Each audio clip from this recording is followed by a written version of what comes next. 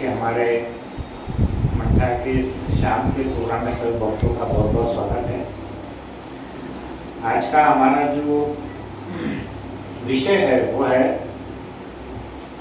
कि वास्तव में जन्माष्टमी क्या है, व्हाट जन्माष्टमी मीन्स, और जन्माष्टमी में एक भक्त का मूड कैसा होना चाहिए।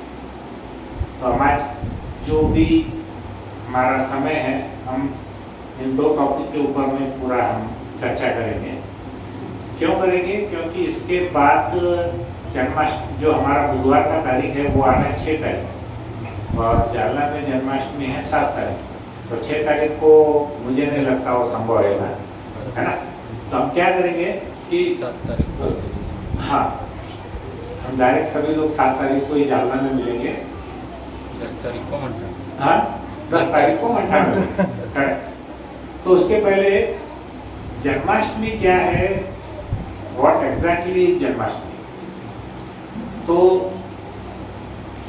जैसे भी हम लोग देखते हैं अलग अलग प्रकार के लोग अलग अलग प्रकार से जन्माष्टमी मनाते हैं, है ना। भारत देश का ये सबसे पॉपुलर, बहुत ही प्रसिद्ध त्योहार है। और यहाँ पे जितने भी हिंदूज हैं वो ये त्योहार को मनाते हैं। जो लोग एथिस्ट है, एथिस्ट यानी क्या बोलेंगे उसको, नास्तिक है ना। जो नास्तिकवादी लोग हैं वो भी जन्माष्टमी को मनाते हैं। वो भगवान में कितना भक्ति या कितना श्रद्धा रखते हैं वो विषय नहीं है, वो फॉर एंजॉयमेंट वहाँ पे आते होंगे, लेकिन वो भी उसके अंदर में बहुत इंटरेस्ट लेते हैं। और ये बहुत ही बड़ा खुशी का पर्व है हमारे देश में। सभी लोग उसको अलग अलग तरीके से मनाते हैं जन्माष्टमी को। हालांकि हम मान सकते हैं कि इसके अंदर में जितना भी मनाने का जो तरीका है वो भले ही एक जैसा क्यों ना हो। जैसे फॉर एग्जाम्पल यहाँ पर भजन होता है, कीर्तन होता है, अभिषेक होता है और ड्रामा होता है, हरि कीर्तन होता है, हरि कथा होती है। ये जितनी भी चीजें हम मनाते हैं या फिर हम जो उपवास करते हैं, फास्टिंग, वो भले ही सभी में एक समान क्यों नहीं हो, लेकिन हमको ये देखना है कि इस जन्माष्टमी पर्व का मोटिवेशन क्या है, why do we celebrate Janmashtami, और उसके पीछे उसका महत्व क्या है, मोटिवेशन क्या है हमको मनाने का। तो हमारे गौड़िया संप्रदाय में, हम लोग कौन से संप्रदाय से हैं? गौड़िया संप्रदाय। हम क्या करते हैं, हम लोग ये जो जन्माष्टमी का जो सार है, हम इसके बारे में बहुत ज्यादा हम जानने के इच्छुक है। देखो, सार का मतलब क्या है समझ में आएगा। जैसे हमने दूध लाया, दूध से फिर हमने उसको दही बनाया, दही से फिर उसमें मक्खन बनाया या फिर घी बनाया। तो अगर हम एग्जाम्पल लेंगे तो जो दूध का जो सार है वो क्या है? दूध का सार मलाई। मलाई का सार क्या है? मक्खन या घी, है ना। तो जो उसका, देखिए, दूध कितने दिन में खराब होता है? 1 दिन, 2 दिन, 3 दिन, बराबर है। उसके विरुद्ध दही कितने दिन में खराब होती है? थोड़ा ज्यादा है, 1 हफ्ता, बराबर है। उसके आगे चले जाओ आप, उसमें से जो मक्खन निकलता है वो कितने दिन में खराब होता है? 5-7 दिन। लेकिन घी कितने दिन में खराब होता है? है ना, घी जल्दी खराब नहीं होता। तो जो दूध का सार है वो क्या है? घी है।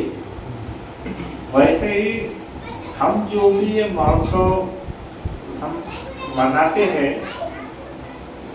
जन्माष्टमी, तो उसमें क्या हो रहा है? कीर्तन कर रहे हैं, ड्रामा कर रहे हैं, नृत्य कर रहे हैं, उपवास कर रहे हैं, अभिषेक कर रहे हैं। लेकिन इसका सार क्या है? What is the essence? हम ये क्यों कर रहे हैं? हमको क्या समझना है कि ये जो भी हम कार्य कर रहे हैं इसका सार क्या है, इसका निष्कर्ष क्या है।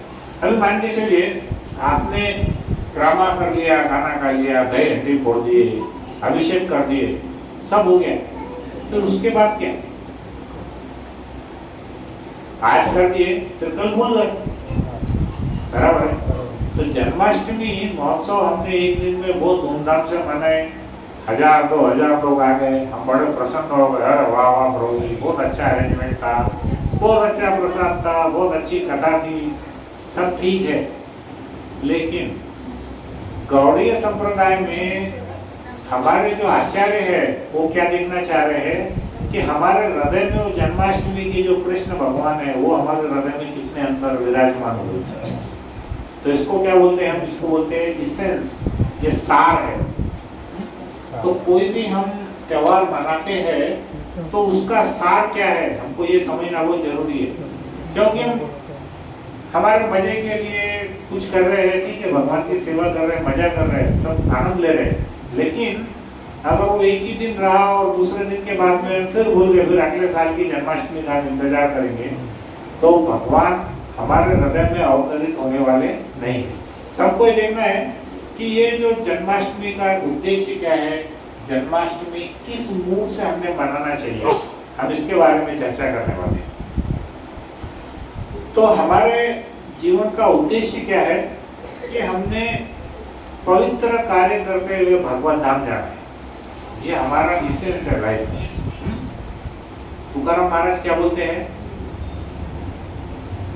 हाथी काम आणि मुख नाम, बराबर है।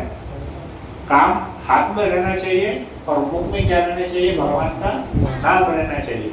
कौन सा नाम?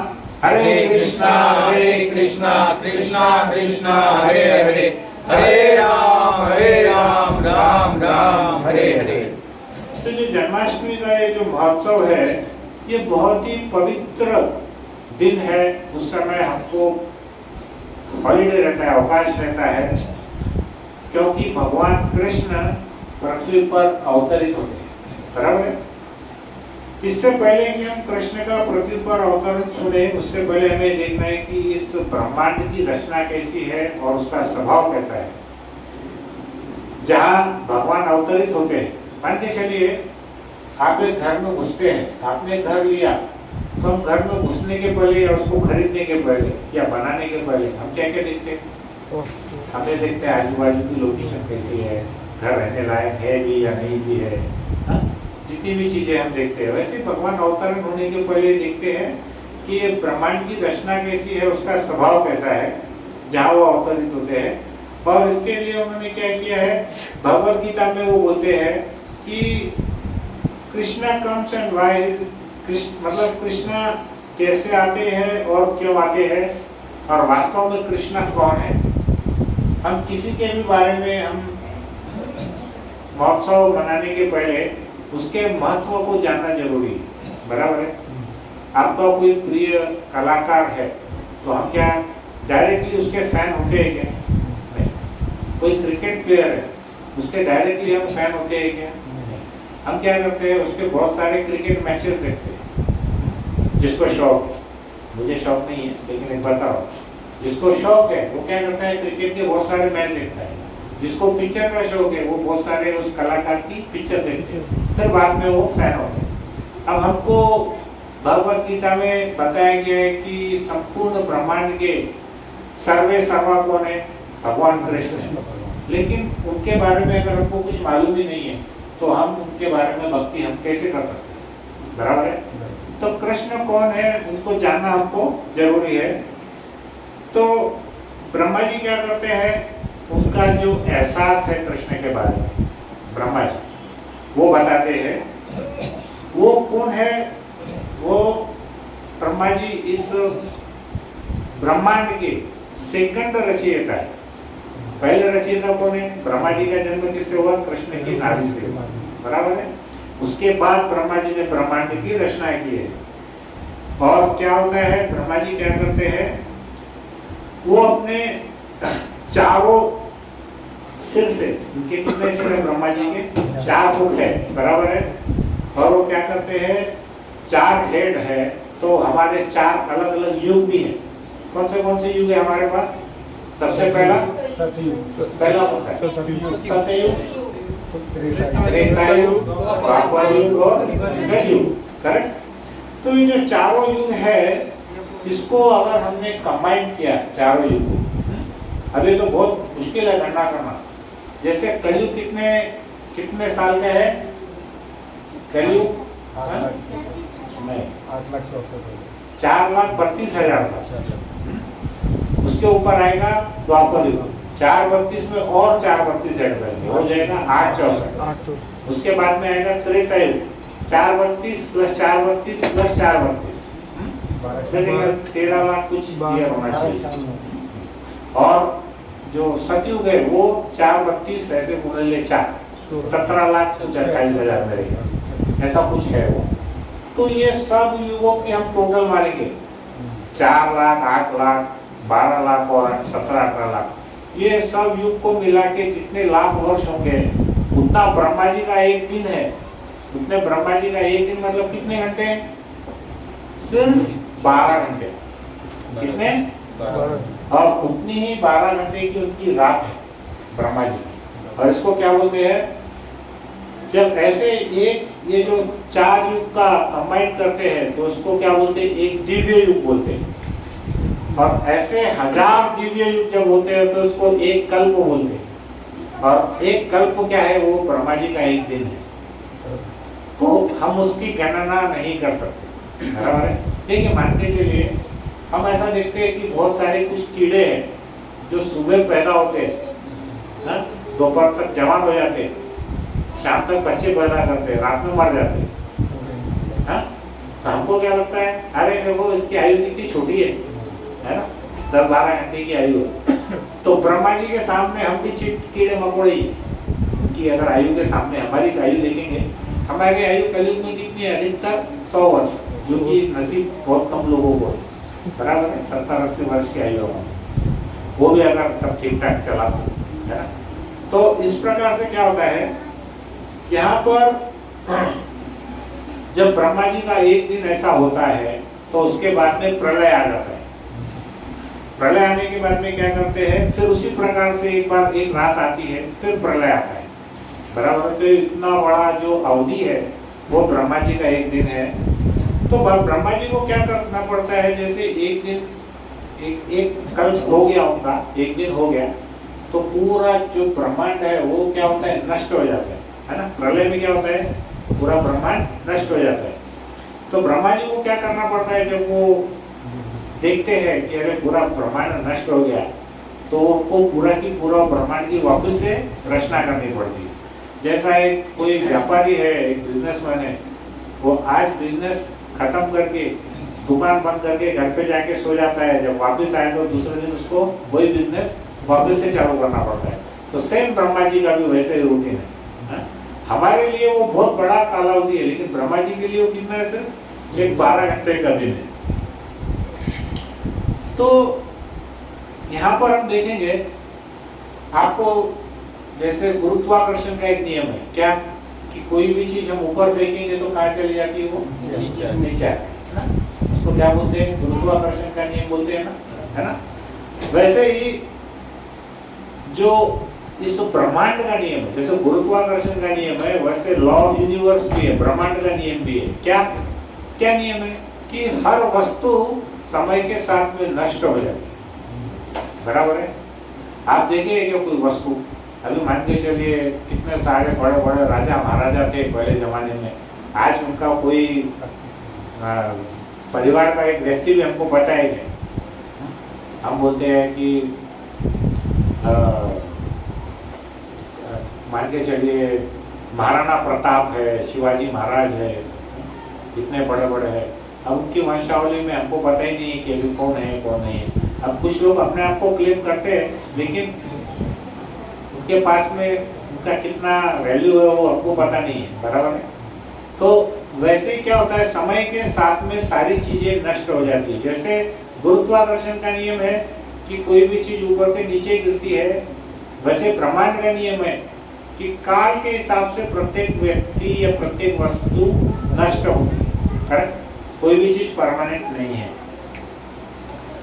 तो ये मतलब क्या है कि अगर हमने किसी चीज की उपेक्षा की तो उसका विनाश निश्चित है, बराबर है।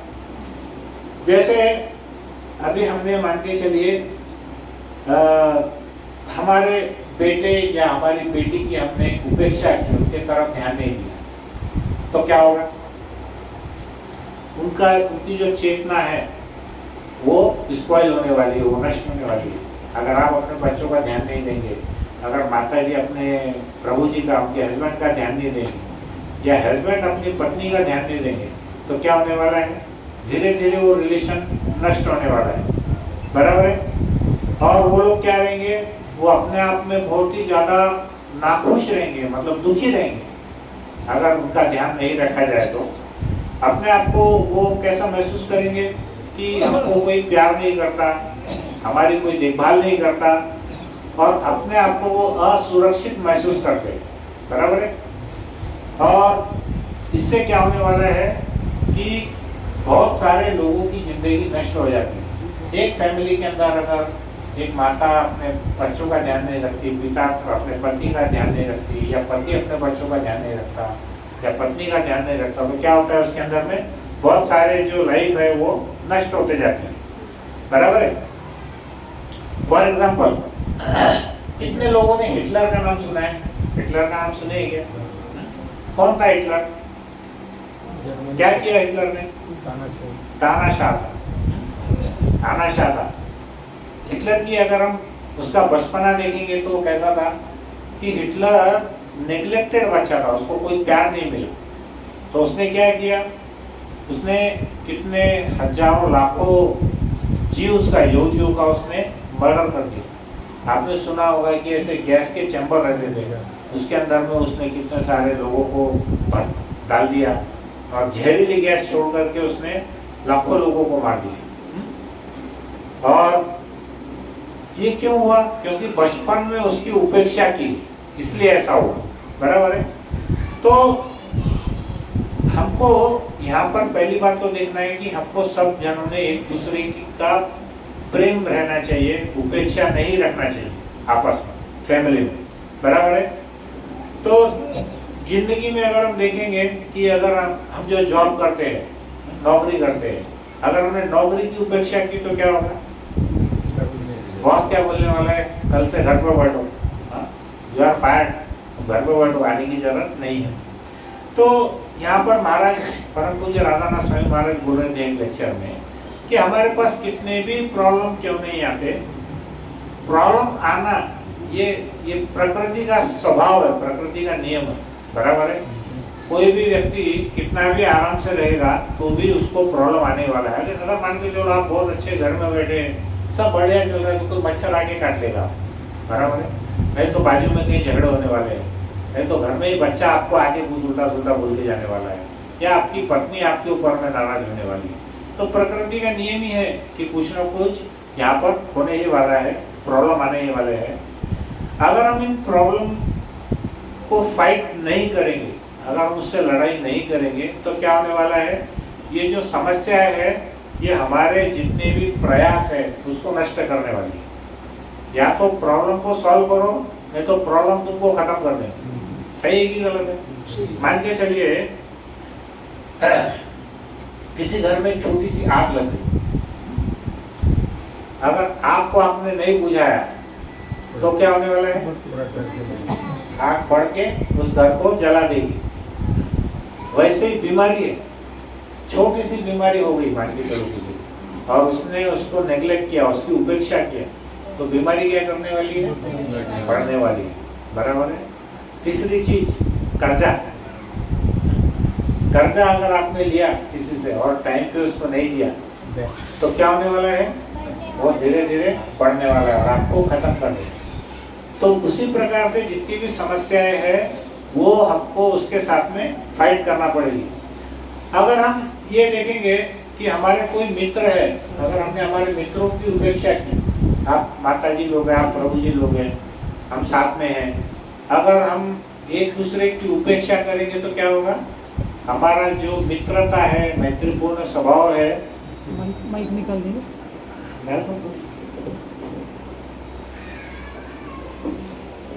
हमारा जो हमारी जो मित्रता है वो हमारी समाप्त हो जाएगी। उसी तरीके से सबसे बड़ी चीज हमको देखना है हमारी साधना में। हम जो साधना करते हैं, जो जप की माला करते हैं, अगर हम उसके तरफ से दुर्लक्ष्य करेंगे, उसकी उपेक्षा करेंगे, तो क्या होने वाला है, हमारी जो आध्यात्मिक प्रगति है वो धीरे धीरे कम कम होकर के नष्ट होने वाली है। बराबर है। तो हमारा जो कृष्ण भावनामृत का जो टेस्ट है, जो स्वाद है, वो भी धीरे धीरे कम कम होते जाएगा या खत्म होता जाएगा। और हम कुछ समय के बाद में हम कृष्ण के ऊपर में जो हमारी आस्था है वो हम खो देंगे। बराबर। तो जो ये विश्वास है, ये हमारे लिए सब कुछ है। भक्ति के अंदर भगवान के ऊपर में विश्वास होना ही हमारी सबसे बड़ी संपत्ति है। करेक्ट। और हमारे जीवन का यही उद्देश्य भी है। तो अगर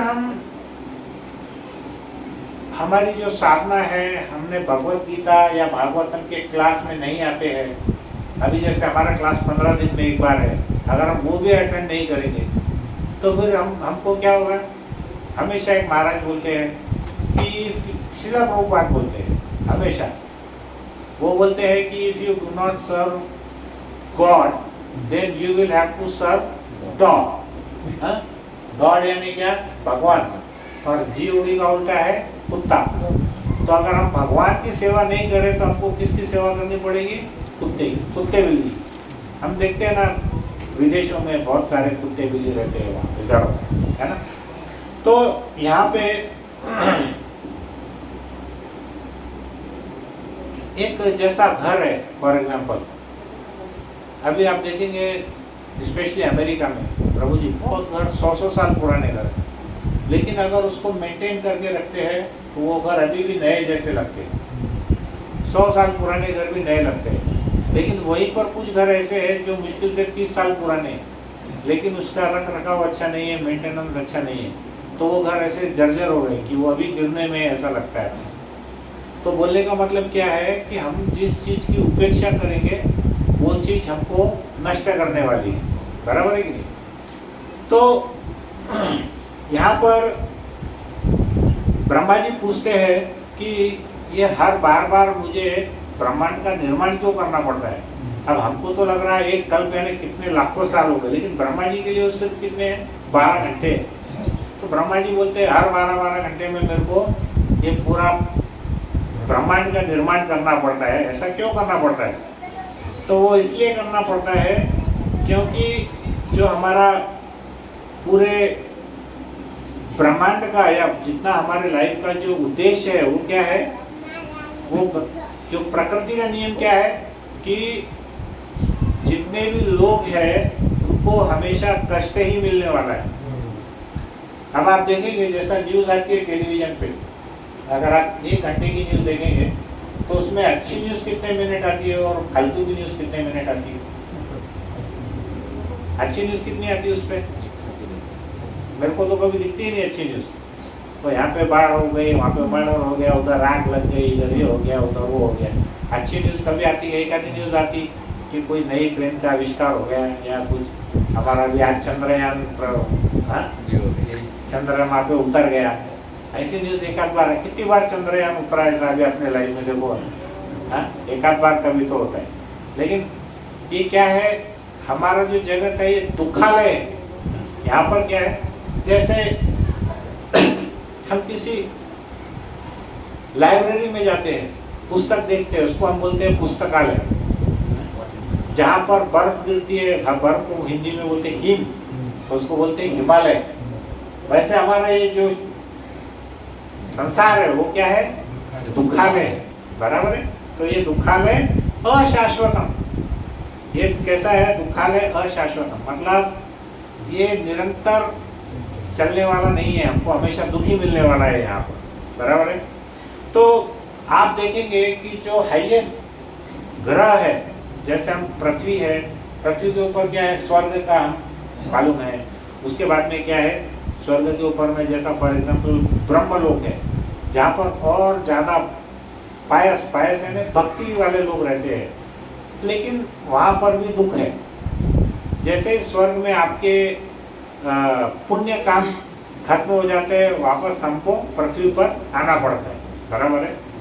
तो यहाँ पर जन्म मृत्यु जरा व्याधि, ये जो हमारे 4 प्रकार के जो दुख है, हमको वो कैसे है, वो हमारे साथ में अटैच हो गई आके, जैसे पैदा होने के साथ में आके लग कर आती है, वैसा ही पैदा होने के साथ में जन्म मृत्यु जरा व्याधि पहले से ही निश्चित है। ऐसा कोई व्यक्ति देखे कि जिसका जन्म हो और उसको कभी बुढ़ापा आया ही नहीं, है ऐसा कोई व्यक्ति? अच्छा, ऐसा कोई व्यक्ति है जिसका जन्म आया उसको मृत्यु हुई ही नहीं, है? ऐसा कोई भी व्यक्ति है क्या? नहीं है। तो ये हमारे साथ में आनी है। तो यहाँ पर ब्रह्मा जी प्रार्थना करते हैं, ईश्वर परम कृष्ण सच्चिदानंद विग्रह अनादिर आदि गोविंद सर्व कारण कारणम। तो यहाँ पर ब्रह्मा जी प्रार्थना करते हैं कि वो बोलते हैं कि ईश्वर परम कृष्ण, परम ईश्वर कौन है? कृष्ण है, वही सच्चिदानंद है, और सर्व कारण कारणम, जितने भी कारणों के कारण वो कौन है? सिर्फ भगवान कृष्ण है, बराबर है। और जब भगवान पृथ्वी पर अवतरित होते हैं तो वो कोई साधारण उनका जन्म नहीं होता है जैसे हमारा जन्म होता है, बराबर है। हमारा जन्म कैसे होता है? हमारे कर्मों के हिसाब से, हमने अच्छे कर्म किए हैं या बुरे कर्म किए हैं, उसके हिसाब से हमको योनि मिलती है। मनुष्य योनि मिलेगी या कोई पशु की मिलेगी या कोई जानवर की मिलेगी, हमको पता नहीं है। वो हमको हमारे कर्मों के हिसाब से मिलती है, और फिर हमारे कर्मों के हिसाब से हमको उस परिवार में जन्म मिलता है। लेकिन भगवान के लिए ये कोई कंडीशन शर्त है क्या इस प्रकार की? भगवान क्या करते हैं, वो किसी भी जगह पे, विशिष्ट जगह पर कोई विशेष परिवार में अपनी इच्छा से अवतरित होते हैं, बराबर है। और जैसे हमारा शरीर है वो क्या करता है, 6 प्रकार से, अलग अलग प्रकार से उसकी प्रगति होती है। पहले बच्चा रहता है, छोटा रहता है, फिर बाद में वो थोड़ा बड़ा होता है, फिर बाद में उसका युवा अवस्था में जाता है, फिर उसकी शादी होने के बाद में वो भी संतानों की उत्पत्ति करता है, उसके बाद में बुढ़ापा आता है, और फिर बाद में हमारी मृत्यु होती है। लेकिन हम भगवान को देखते हैं, भगवान हमेशा कैसे दिखते हैं? वो 18 साल के ही दिखते हैं। आपने कोई ऐसा फोटो देखा है जिसमें भगवान बहुत बूढ़े हैं, बाल बढ़ गए, सफ़ेद, चश्मा लगाए हैं, नंबर लग गया, लकड़ी से चल रहे हैं, हा? और ऐसे खांसते खांसते कुछ बोल रहे हैं? जब महाभारत का युद्ध हुआ था तब भी कृष्ण जी कितने साल के थे?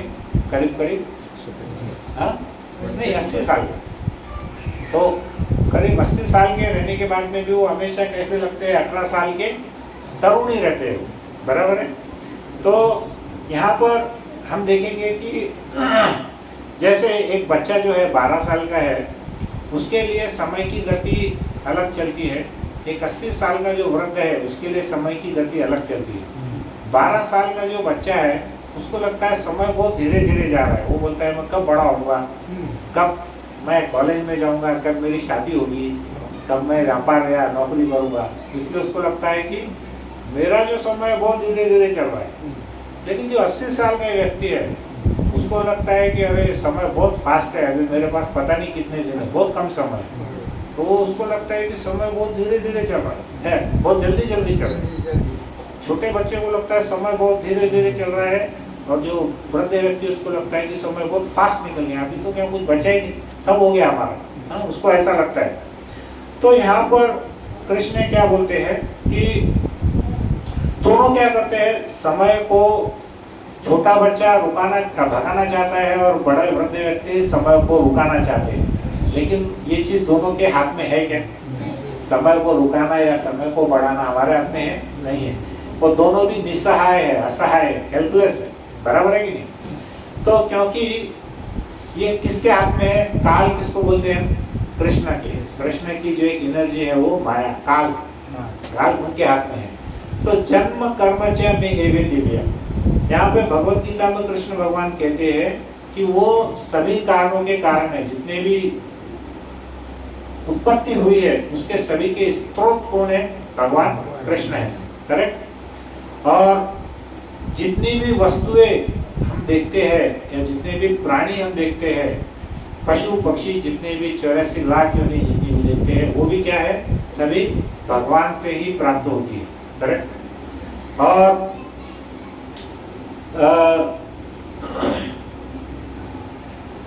यहाँ पर भगवान बोलते हैं कि मूर्ख और अल्पज्ञानी लोग मेरी दिव्यता को नहीं समझते जब मैं अवतार लेता हूँ। बराबर है। बहुत सारे लोग भगवान को क्या मानते हैं, वो बोलते हैं कोई तो भी महान पुरुष है। जैसा शिवाजी महाराज थे, महाराणा प्रताप थे, वो समझते हैं कि कृष्ण भी क्या है, ऐसे कोई तो महान पुरुष है। लेकिन ऐसा है क्या? ऐसा नहीं है। ये स्वयं कौन है? कृष्ण भगवान है। बराबर है। और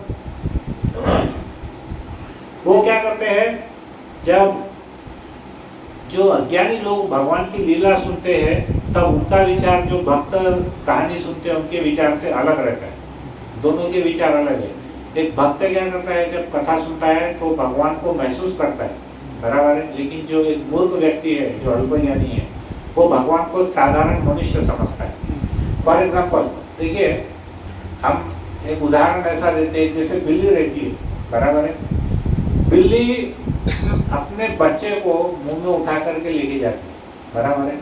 तो उसके बच्चे को कुछ डर लगता है क्या? हाँ, वो उसको आराम से लेके जाती है। बच्चा भी बहुत खुशी खुशी उसके मुंह में जाता है। लेकिन वही बिल्ली जब एक चूहे को लेके जाती है तब उसकी स्थिति कैसी है? और उसको मालूम है कि ये मेरा काल है, मेरी मृत्यु आने वाली है, तो बहुत तड़पड़ाता है। तो मृत्यु के समय भी ऐसा ही होता है। जब एक भक्त की मृत्यु होती है, मरते तो दोनों ही है। हाँ, बिल्ली का बच्चा भी कभी मरने वाला है और चूहा भी मरने वाला है। लेकिन दोनों की मृत्यु में क्या फर्क है कि जब एक भक्त मरता है तो उसको ऐसा लगता है कि मुझे भगवान अपनी गोद में ले जा रहे हैं, जैसे बिल्ली अपने बच्चे को ले जाती है। और वही जो नास्तिक व्यक्ति है, उसकी जब मृत्यु आती है तो उसको कैसा लगता है, वो चूहे के जैसा लगता है कि जैसे ये मेरे लिए काल आ गया है। बराबर है। तो उसको वो बिल्ली कैसी लगती है, यमराज जैसी दिखती है। बराबर है। और वही उसके जो बिल्ली के बच्चे हैं वो उसको क्या लगते हैं, यमदूत के जगह पे नारायण के दूत लगते हैं। उसको लगते हैं कि ये मेरी माँ है जो मेरे को लेके जा रही है। तो ये उसके अंदर में फर्क है। तो यहाँ पर हम एक देखेंगे कि यहाँ पर गोविंद दास महाराज एक बहुत अच्छी बात करते हैं, कमल दल जल जीवन तलमल। जो कमल का पत्ता रहता है उसके ऊपर अगर हम पानी की एक बूंद डालते हैं तो क्या होने वाला है? पानी की बूंद कमल के पत्ते के ऊपर हम डालते हैं तो क्या होता है? नीचे गिरने वाला है। बराबर है। तो हम जब बूढ़े हो जाते हैं तब हमको इसका अर्थ समझता है। हम क्या करते हैं, उस टाइम पे उस बूंद को रोकने का बहुत प्रयास करते हैं। कमल के पत्ते पर जो एक बूंद रहती है उसको रोकने का बहुत प्रयास करते हैं, लेकिन वो जो पानी की जो बूंद है वो रुकती है क्या? उस पर वो रुक नहीं पाती, वो नीचे गिरने ही वाली है। करेक्ट। तो उसी प्रकार काल के प्रभाव में हमारी जो मृत्यु है, हमारा जो नाश है, हम जो है नष्ट होने वाले। करेक्ट है।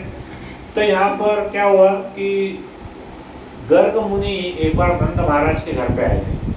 नंद महाराज कौन है, किसी को याद है? नंद महाराज किसके पिता है? कृष्ण भगवान के पिता है ना। तो उनके जो मुनि है गर्ग मुनि, वो आए थे उनके घर पे। तो नंद महाराज गर्ग मुनि को देख के बड़े प्रसन्न हुए और बोलने लगे कि आप जैसे साधु, हम जैसे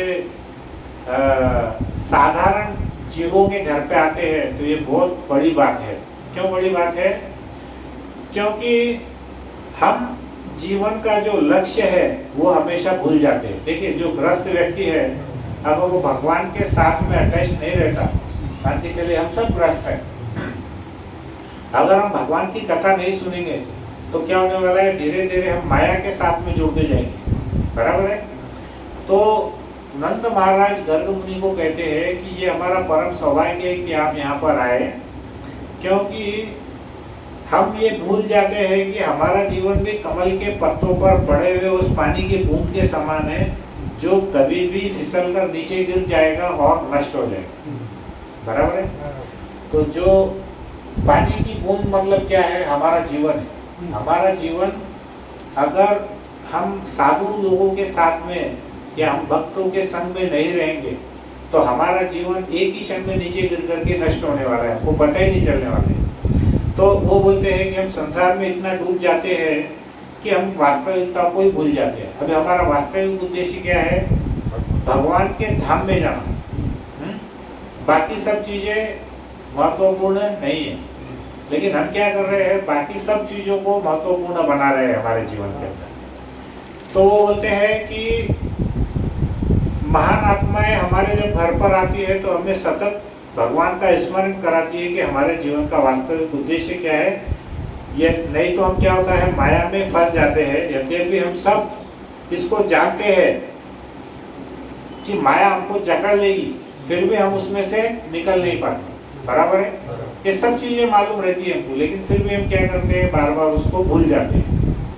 तो यहाँ पर चैतन्य महाप्रभु भी क्या बोलते हैं कि भगवान सबसे पहले यहाँ हमारे को क्यों आते हैं। अब देखिए हमारा जो मेन मुद्दा क्या है, जन्माष्टमी में हमको क्या सीखना है। हमारा आज का टॉपिक क्या है? जन्माष्टमी का क्या महत्व है। तो हमने आपके आने के पहले बताया था कि जन्माष्टमी का मतलब ये नहीं है कि दही हंडी फोड़ दिए, थोड़ा सा उपवास कर लिए, थोड़ी माला कर लिए, थोड़ा कीर्तन करके नृत्य कर लिए और फिर दूसरे दिन सब भूल गए। वो जन्माष्टमी का उद्देश्य नहीं है। बराबर है। जन्माष्टमी का उद्देश्य क्या है वो हमको यहाँ पे सीखना है कि भगवान जब धरती पर अवतरित होते हैं तो क्यों अवतरित होते हैं, उसका क्या कारण है। बराबर है। जैसे चैतन्य महाप्रभु बोलते हैं, न जनन न धनम न सुंदरी कविताम व जगदीश कामये मम जन्मने जन्मनेश्वरे भवता भक्ति हेतु की त्वयि। मतलब वो बोलते हैं मुझे बार बार जन्म भी नहीं लेना है, मुझे धन भी नहीं चाहिए, मुझे कोई सुंदर स्त्री भी नहीं चाहिए और मुझे मेरे प्रशंसक भी नहीं चाहिए जो हमेशा मेरी वाहवाही करे। ऐसा कौन बोल रहे हैं? चैतन्य महाप्रभु जो स्वयं कृष्ण के अवतार बन के आए भक्तों वो ऐसा बोलते हैं। तो जन्माष्टमी एक ऐसा पर्व है जिसमें भगवान पृथ्वी पर अवतरित होते हैं। तो भगवान का अभी हम यहाँ पर सिर्फ 2 श्लोक के ऊपर हम चर्चा करेंगे। जन्माष्टमी के 2 श्लोक ही बहुत महत्वपूर्ण है, जो हमको 2-3 बार रिपीट करना पड़ेगा समझने के लिए। बराबर है।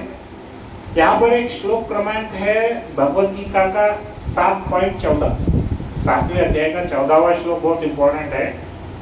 वो बोलते हैं कि देवी ही ऐसा गुणमयी मम माया दुरत्यया मामेव ये प्रपद्यन्ते माया मेता तरंती ते।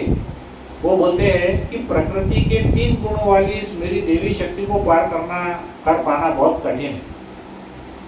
जो हमारी देवी में ये जो भगवान ने जो रचना की है तो उसमें 3 प्रकार की उनकी जो तीनों गुणों वाली कौन सी माया है, उनके सतोगुण रजोगुण तमोगुण, ये भी एक गुण है। आदि दैविक, आदि भौतिक और आध्यात्मिक, ये भी उनकी 3 शक्तियां हैं।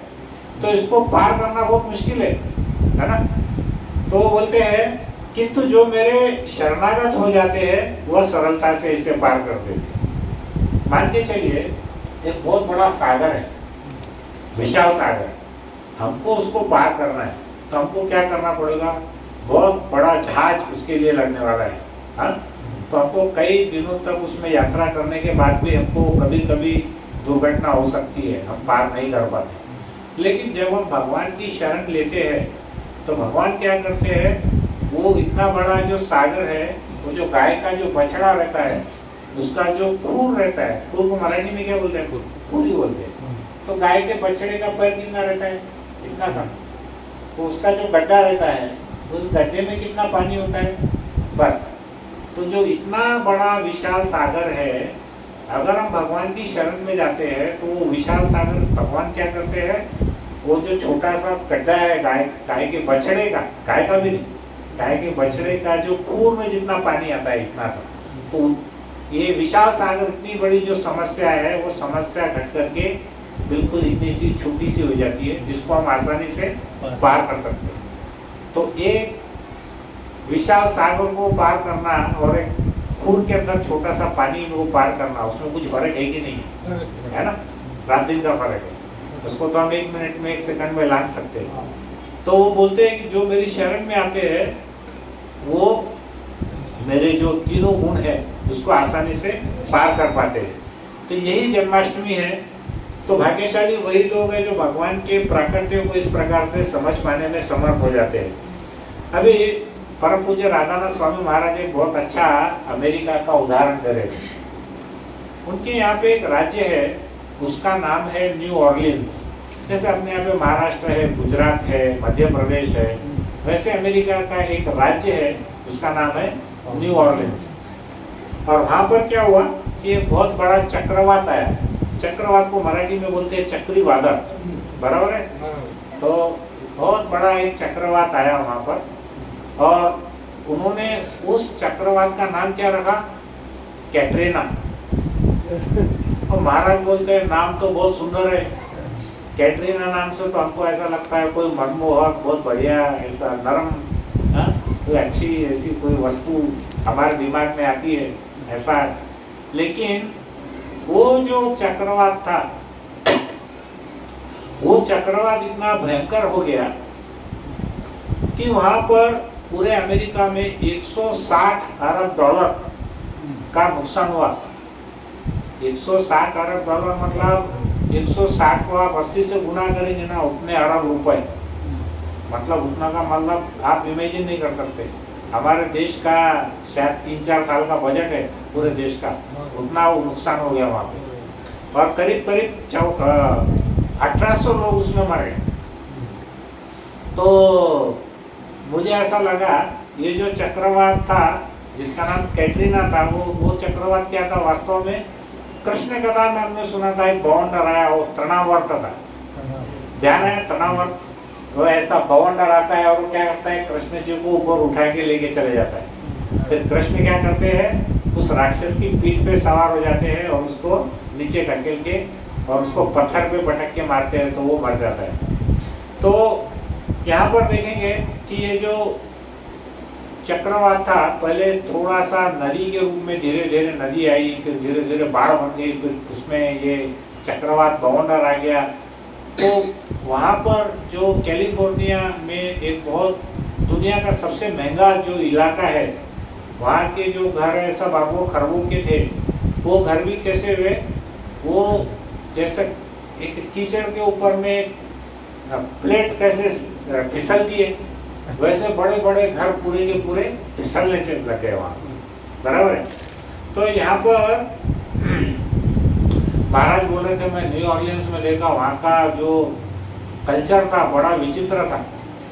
वहाँ पे लड़के लड़कियों के भेष में आ रहे थे और बहुत ही भद्दे भद्दे फोड़ डांस कर रहे थे। तो बोले कि मैं वहाँ पे गया था काहे के लिए, वो बैक टू गॉडेड मैगजीन बांटने के लिए। बैक टू गॉडेड को मराठी में क्या बोलते हैं? जाऊ देवाच्या गावा, जाऊ देवाच्या गावा, गाँव देवाच्या गावा। ये जो पुस्तिका बांटने के लिए महाराज गए। अब मान के चलो सब जगह ऐसे हजारों लोग डांस कर रहे हैं, किसको कुछ पड़ा नहीं है, खूब नशे में है धुन। तो महाराज अपनी पुस्तिका लेके वहाँ पे निकले। तो वो बोले कि भाई मेरे को ऐसा लगा कि भाई ब्रह्मचारी का यहाँ पे क्या काम है। तो महाराज ने क्या किए, वहाँ पर एक नदी थी, वो उस नदी का नाम है मिसिसिपी नदी, मिसिसिपी रिवर। महाराज क्या किए, उस नदी के पास गए, वो नदी को प्रणाम किए, क्या समझ के कि ये यमुना नदी है। उसको यमुना नदी के भाव से उन्होंने मिसिसिपी नदी को प्रणाम किए। फिर वहाँ पर बैठ के उनके साथ में 2 भक्त और भी थे, उन्होंने बैठ करके वहाँ पर हरे कृष्ण का महामंत्र किया। हरे कृष्णा कृष्णा कृष्णा हरे हरे, हरे राम राम राम हरे हरे। महाराज ने बहुत करुण भाव से उन सभी लोगों के लिए बहुत दुआएं मांगी कि हमारे इस अमेरिका में इतना जो पतन हो रहा है, नैतिक पतन, तो उसके लिए महाराज बड़े दुखी थे। तो बोले कि देखो ऐसी ऐसी जगहों पर भी हमको शिला प्रभुपाद ने भेजा है प्रचार करने के लिए। पहले तो बड़े दुखी थे, फिर बाद में वो ऐसा सोचने लगे कि ये मिसिसिपी नहीं है, ये यमुना नदी है, और ये शिला प्रभुपाद नहीं है, ये स्वयं भगवान कृष्ण के दूत है जिन्होंने मुझे यहाँ पर भेजा। तो ऐसी भावना के साथ में फिर उन्होंने वहाँ पर कार्य करना चालू कर दिया। तो यहाँ पर हम देखेंगे कि हमारा जो ये जगत है, ये क्या है, पदम पदम यत विपदम ना तेसाम, मतलब ये क्या है, भौतिक जगत में हर कदम पर खतरा है। खतरा है कि नहीं है? हम बोल सकते हैं क्या कि कल रात को 12 बजे तक हम जिंदा रहेंगे, इसकी गारंटी है? हम बोल सकते हैं? कोई भी बोल सकता है? गारंटी ले सकते हैं? नहीं। इसका मतलब क्या है, हर पद पद में, एक एक पग पग पर हमको खतरा है यहाँ पर, ऐसा बोलते हैं। आपने नाम सुना होगा, एक बहुत बड़ा रॉक स्टार था माइकल जैक्सन। माइकल जैक्सन का नाम सुने? उसने क्या किया था? उसने अपनी शरीर की सेहत के लिए उसके पास कुछ 20 डॉक्टर हमेशा रहते थे, और उसके पास इतना पैसा था कि पूछो मत। और वो ये हमेशा सोचता था कि मेरी कभी मृत्यु नहीं होनी चाहिए। तो उसने क्या किया, इतने सारे डॉक्टर थे, वो जो भी खाता था वो पहले टेस्ट होता था। अब हम यहाँ पे प्रसाद खा रहे हैं, कैसा भी बन रहा है, कुछ भी चल रहा है, सब चल रहा मस्त अपना। लेकिन वहाँ पे जितना भी उसके पास भोजन आता था, पहले पूरा चेक होता था, पूरा लैब में जाता था, उसके बाद वो खाना खाता था। और उसका परिणाम क्या निकला? 50 साल की आयु में वो मर गया। कितने? सिर्फ 50 साल की आयु। बराबर है ना? तो यहाँ पर हम देखेंगे कि ये जो हमारा भौतिक जगत है, वो जगत बहुत ही सीरियस है। ये जोक नहीं है हमारा, जो जगत में हम जिंदा है। तो यहाँ पे एक्चुअल हमारा, हमने क्या करना चाहिए, हमारा मूल स्वभाव क्या है? जीवेर स्वरूप है नित्य कृष्णदास। हमारा जीव का स्वरूप क्या है? हमने हमेशा कृष्ण की सेवा करनी चाहिए, दासत्व के भाव में। ठीक है ना? और ये हमारा कैसा है, हमारी कॉन्स्टिट्यूशनल पोजीशन है, मतलब हमारा मूल स्वभाव है। और दूसरा श्लोक जो भगवान कहते हैं, वो सबसे महत्वपूर्ण श्लोक है जन्माष्टमी के लिए। अब इसको हमारे दिमाग में बैठाना बहुत जरूरी है। भगवद गीता में कृष्ण कहते हैं, जन्म कर्म चे में दिव्य में यो वेत्ति तत्वतः त्यक्ता देह पुनर्जन्म नैति मामेति सो अर्जुन।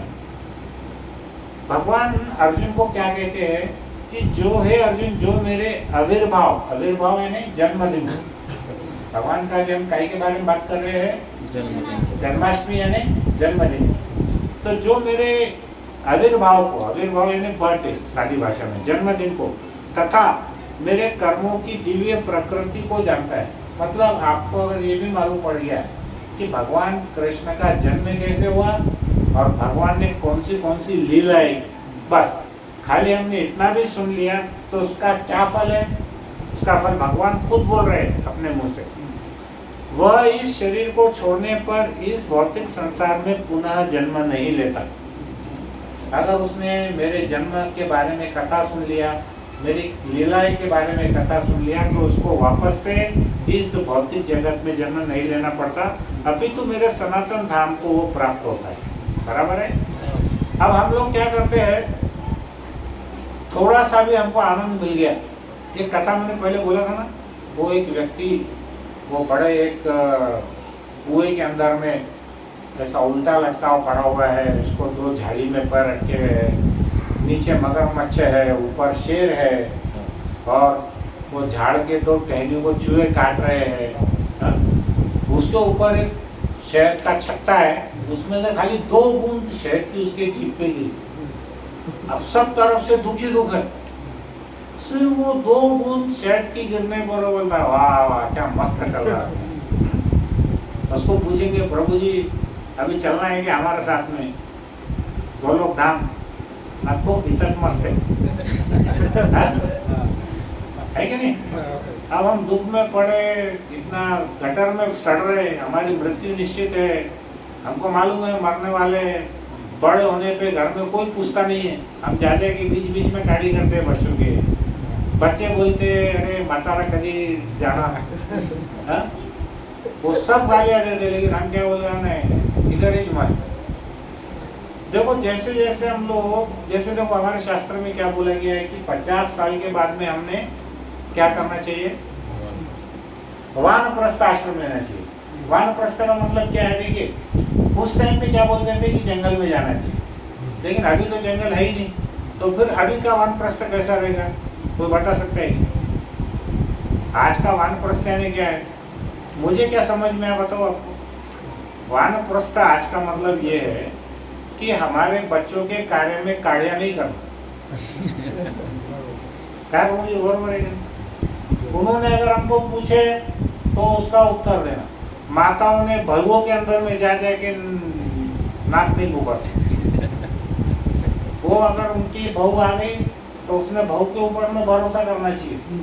हर चीज के अंदर में खुद जा के नहीं करना। उससे क्या होने वाला है, हमारा जो बुढ़ापा है ना, उनकी गालियों से ही बहुत ज्यादा दूषित होने वाला है, भगवत नाम से होने वाला नहीं है। तो प्रभु जी लोगों ने अपने बेटे के पीछे ज्यादा नहीं लगना चाहिए, माता जी लोगों ने अपने बहुओं के पीछे ज्यादा नहीं लगना चाहिए। आज का वानप्रस्थ यही है। तो जितने भी प्रभु जी माता जी है वो दिमाग लगा के सोचो, अरे मैं 50 के ऊपर हो गया कि नहीं हुआ, हो गया। अभी मैं बोल रहा था परसों एक प्रवचन में, क्या था कि वो बता रहे थे कि हमारे पहले के राजा कैसे राजर्षि थे, उनका समय आने के ऊपर में वो वानप्रस्थ ले लेते थे। और आज के जो हमारे सो कॉल्ड राजा नेता के लोग हैं, पूरा शरीर टेढ़ा हो गया, चलना नहीं आ रहा, बोलना नहीं आ रहा, लेकिन उतरने को तैयार नहीं है। हाँ? मरते दम तक वो क्या करने वाले, कुर्सी को चिपक के मरेंगे। जिस दिन मरेंगे कुर्सी को ही आग लगाना पड़ेगा उनको, क्योंकि उनकी पूरी चेतना उसमें ही है ना, कुर्सी। बराबर है। देखो हमारे जो भक्त है माला करते करते मरते हैं ना, तो उनकी मृत्यु जब होती है ना, तो ऐसे गर्दन नीचे रह के हाथ में माला नहीं भी रही, गिर भी गई तो भी मुद्रा ऐसी रहती है। बराबर है ना। तो वैसे हमारे जो नेता लोग हैं उनकी मुद्रा कैसी, कुर्सी के ऊपर बैठ के मरने वाले। हमारा भी वही हाल है। हम क्या कर रहे हैं, जो चीज में ध्यान लगाना है उसमें ध्यान ही नहीं लगा रहे। जो चीज में हमको कोई पूछता नहीं है उसमें हम जा जाके अपना डालते हैं। तुमको किसने पूछा है क्या? अभी हो गया ना तुम्हारा टाइम, अभी आराम से बैठो, भगवान का नाम लो। भगवान का नाम लेने का नहीं है। तो आज का जो वानप्रस्थ है वो क्या है, अननेसेसरली जब तक हमको कोई पूछता नहीं है, हमने जाकर के किसी के बीच में, इंटरफेयर को क्या बोलते हैं मराठी में, हस्तक्षेप नहीं करना। हस्तक्षेप मत करिए। आपकी बहुएं आ गई है तो उनको हस्तक्षेप मत करिए। क्योंकि क्या होता है, बुढ़ापे के अंदर में उनको बोले तो वो सुनते ही नहीं, बूढ़े लोग सुनते ही नहीं। वो बोलते हैं हमने देखो ऐसे ही बाल सफेद नहीं किए, अभी तो बाल भी नहीं है सिर पे, लेकिन बोलते हैं हमने ऐसे ही बाल सफेद नहीं किए। हाँ, तो ये सब बातें हमको देखना है। तो यहाँ पर क्या होता है, कृष्ण भगवान क्या बोलते हैं कि जो मेरे जन्मदिन को, आविर्भाव को और मेरे कर्मों को कि दिव्य प्रकृति को जानता है, उसको इस भौतिक संसार में पुनर्जन्म नहीं लेना पड़ता। अब पहली बात तो आप ये सोचो कि आपको वापिस ये दुखालय में जन्म लेने की कितनी इच्छा है। क्योंकि हम यहाँ बोलेंगे जन्म नहीं लेना पड़ता, तुम बोलेंगे प्रभु जी कुछ भी बोल रहे, हमको तो बहुत मजा आ रहा है इधर। तो जो तुम बोल रहे कि भगवत धाम जाना, वहाँ हमको क्या मालूम क्या है करके, है कि नहीं? तो पहले तो हमको इसके लिए थोड़ा समझना पड़ेगा कि भगवान जो भगवत गीता में कह रहे हैं वो सही कह रहे हैं। बराबर है ना। हमारे से पहले हजारों लोगों ने, लाखों लोगों ने इसका अनुभव किया है। बराबर है कि नहीं? तो ये एक हमको देखना है। और भगवान लास्ट में क्या कहते हैं,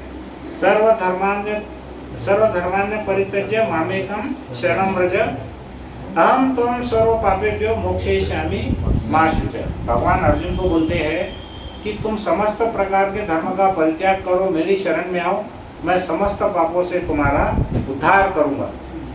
एक हम इसमें इम्पोर्टेंट पॉइंट हम ये देखेंगे कि जब अर्जुन ने भगवत गीता सुनी थी तब अर्जुन की स्थिति कैसी थी? बहुत खुश था क्या वो? अर्जुन ने जब भगवत गीता सुनी थी तब उसकी मनस्थिति कैसी थी? डिस्टर्ब थी, यानी निराश था वो। बराबर है ना।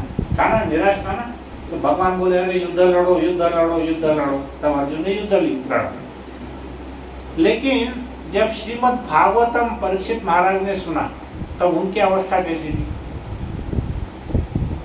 परीक्षित महाराज 7 दिन की, परीक्षित महाराज को कथा किसने सुनाया?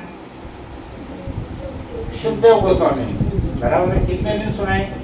7 दिन। तो 7वें दिन परीक्षित महाराज को कौन डसने वाला था? तक्षक नाग, बराबर है।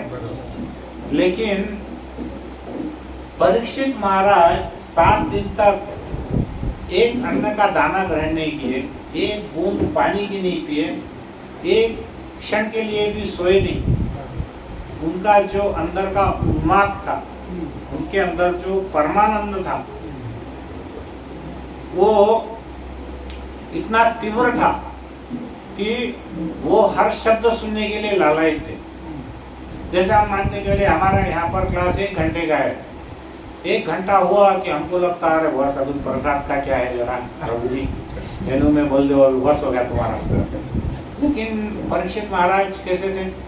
भूखे प्यासे रह करके वो 24 घंटा दिन रात 7 दिन तक उन्होंने कथा का श्रवण किए। तो यहाँ पर हमको देखना है कि हम जितनी मात्रा में कृष्ण की शरण लेंगे, भगवान उतनी ही मात्रा में हमको आश्रय देते हैं, बराबर है। प्रपोर्शन, ये यथा माम प्रपद्यन्ते, जितनी मात्रा में, to the extent you surrender to Krishna, Krishna will give his mercy to you. भगवान अपनी कृपा उतनी ही मात्रा में देंगे। आप 10% सरेंडर करेंगे तो भगवान भी 10% देने वाले हैं। हाँ, तुम 50% करेंगे तो भगवान भी 50% ही देने वाले हैं। जितने जितने भी हमारे बड़े बड़े महाराज है, जैसे ध्रुव महाराज, अम्बरीश महाराज, उसके बाद में प्रहलाद महाराज, और जितने भी ब्रजवासी थे, उन्होंने क्या किया? उन्होंने भगवान की जितनी भी सेवा की या भगवान की को जो भी स्मरण किया, वो निरंतर स्मरण किया। हम क्या करते हैं, जब हमको थोड़ा दुख आता है ना, बस उतना ही समय हम भगवान को स्मरण करते हैं, बराबर है। बाद में हम भूल जाते हैं। तो हमको वैसा नहीं करना है। तो यहाँ पर भगवान क्यों अवतरित होते हैं पृथ्वी पर? भगवान का जो जन्मदिन है उसका क्या कारण है अवतरित होने का? भगवान यहाँ पर हमारे हृदय में जो प्रेम है, भगवान के प्रति प्रेम है, वो जागृत करने के लिए आते हैं। भगवान यहाँ पे धन ऐश्वर्य के लिए नहीं आते। आप गलती मत समझना कि हमने जन्माष्टमी अटेंड कर लिया, मस्त सेलिब्रेशन किया, तो हमारा जमीन का सौदा अटके हुआ था वो हमारा अच्छा पास हो जाएगा। 4 केस चल रहे कोर्ट में, वो निकल जाएंगे। किसी को पुत्र नहीं हुआ उसको पुत्र हो जाएगा, किसकी शादी नहीं हो रही तो शादी हो जाएंगी। वैसा कुछ होने वाला नहीं है। तो यहाँ क्या होने वाला है?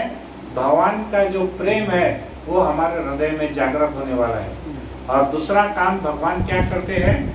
भगवान हमको बद्ध आत्माएं हैं, तो भगवान के हम बेटे हैं, उनके पुत्र है, पुत्री है, तो भगवान क्या करते हैं? हमको वापस अपने धाम में ले जाने के लिए अवतरित होते हैं, बराबर है। तो यहाँ पर हम एक बार सिर्फ 2 चीज हम वापस से सुनेंगे कि जन्माष्टमी का महत्व क्या है। मैं अभी बाद में पूछने वाला हूँ, हम देखेंगे कौन कौन रेंज में है, हा? तो पहला कारण क्या बोले भगवान ने? पहला श्लोक जो बोला था उसका अर्थ समझ में आया क्या किसी को?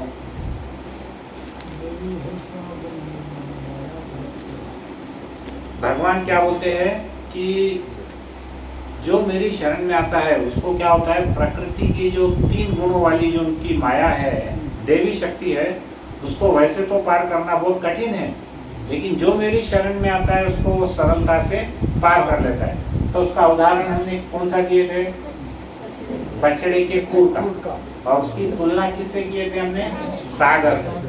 तो ये श्लोक समझ में आया क्या? बच्चों को समझ में आया क्या? हमारे छोटे छोटे माता जी को समझाया क्या क्या बोलना चाह रहे हैं? कि जो जितना बड़ा दुख है, सागर के समान विशाल, जो हमारे को ये दुखालय में हमको दुख हम इतने सारे नहीं झेल सकते, लेकिन हम भगवान की शरण लेते हैं तो वो जो विशाल सागर के समान जो दुख है वो कैसा हो जाता है? एकदम छोटा सा, जो बछड़े के खूर के समान वो होता है, बराबर है। इसलिए भगवान की शरण में जाना है।